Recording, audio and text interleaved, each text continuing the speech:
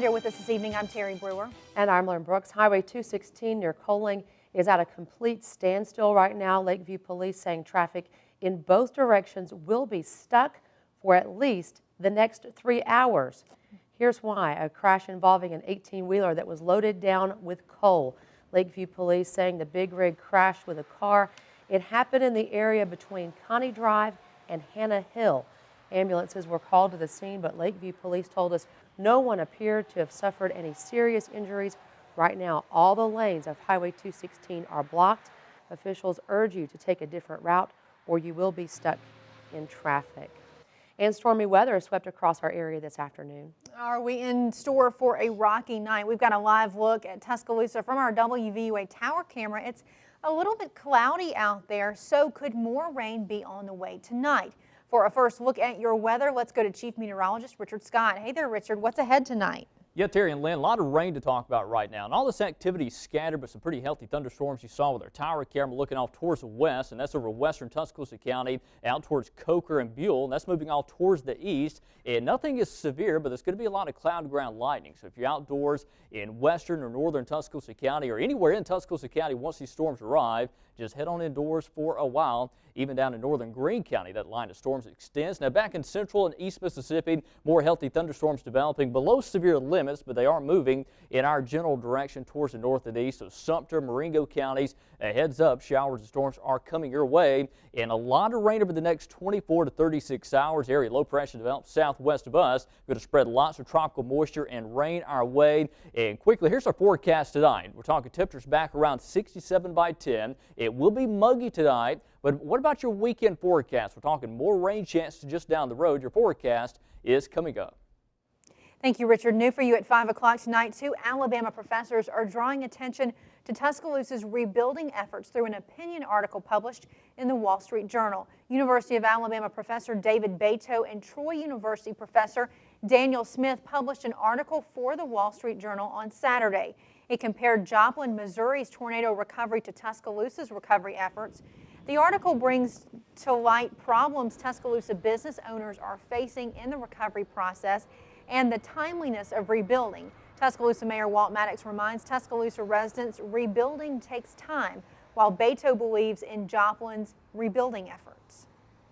The evidence they have is that Joplin took a different approach. They said, we want the affected businesses to rebuild as quickly as possible. We regard you guys as the allies. We want you to rebuild. Recovery takes a long time. There are no simple solutions.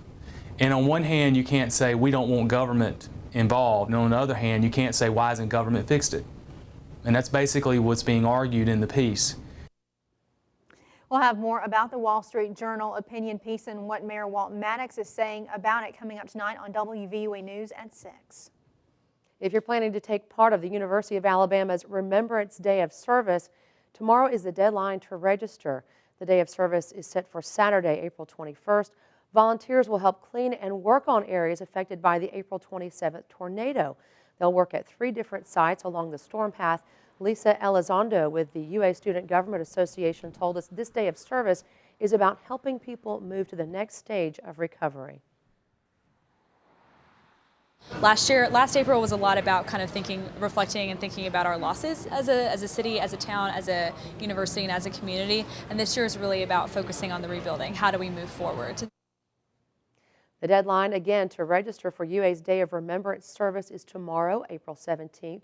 For more information, go to WVUATV.com, click numbers and links. Residents in the Midwest and Plains states are beginning to recover today after a round of powerful storms swept through their area this weekend. There were reports of at least 10 tornadoes that touched down this weekend. As Ed Payne reports, the long road to recovery is now underway. Oh, look at the big monsters coming down. The National Weather Service had more than 120 reports of tornadoes on Saturday. Woodward, Oklahoma was one of the hardest hit areas. Homes and businesses were leveled, 5 people were killed, dozens more were injured. And look at what the storm did to this house. The homeowner and his wife took shelter in a storm cellar. How did he manage to open the heavy door? You just do it. Another Woodward man may not be sitting pretty, but he's thankful. Paul Lord survived the storm, which threw him out onto the street. When I was laying down there on the curb, and I looked up and saw the house gone. I didn't know what to do. And then neighbors come in and started pulling bricks off and tilting walls up, and everybody started coming out. The roof collapsed at this airplane manufacturing plant in Wichita, Kansas. A few hundred workers were there, but no one was hurt. And a confirmed tornado struck this hospital in Iowa, blowing out the windows and damaging the roof. No major injuries were reported there, and patients were moved to other hospitals. Attention now turns to cleanup, and there's plenty of work ahead. As people sift through the rubble for belongings, Paul Lord, that survivor in Woodward, says he's already recovered all of his valuables. I found them.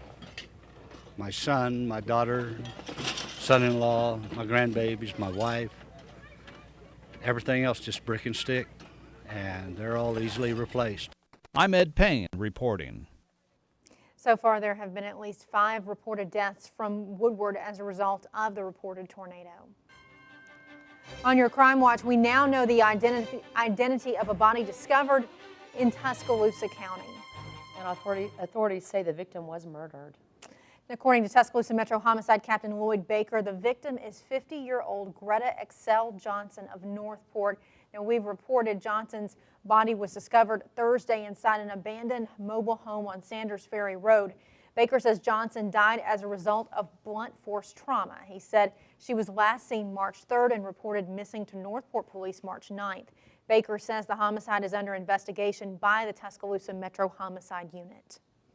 New at 5, former HealthSouth CEO Richard Scrushy is no longer behind bars. Scrushy was released from a federal prison in Texas and has been moved to a halfway house for prisoners in Houston. WVUA reported back in January Scrushy's sentence had been reduced to 70 months or 6 years. The former CEO was imprisoned after being convicted with former Alabama Governor Don Siegelman in a state bribery scheme back in 2006. Today marks 5 years since the deadly Virginia Tech massacre that left 32 students and teachers dead. Events are planned throughout the day to remember the victims of the 2007 shootings. Last night at midnight, a candlelight vigil was held. The Corps of Cadets stood guard for 32 minutes, one for each victim. This marks the first year students will attend class on the anniversary. The provost of Virginia Tech said it was time to return to a normal schedule, but teachers could choose how to mark the day in their classes. The quilters of Gee's Bend are known for their beautiful pieces of artwork, and now they're the subject of a novel. Irene Latham visited with students at Rock Quarry Middle School today. She's the author of Leaving Gee's Bend, a novel based on the world-famous quilters in Wilcox County. Latham spoke to the 7th grade language arts classes. She told WVUA it's important for students to know the history of Gee's Bend. For me, it's like a way to give this to young people, so that was one of the reasons I wanted to write the book, was to expose younger people to this history and to this wonderful community that is creating art and is still there and won't be there forever, and so that they can learn from that. Latham says she hopes the students were inspired to learn more about Gee's Bend and the history that is right there in their backyard.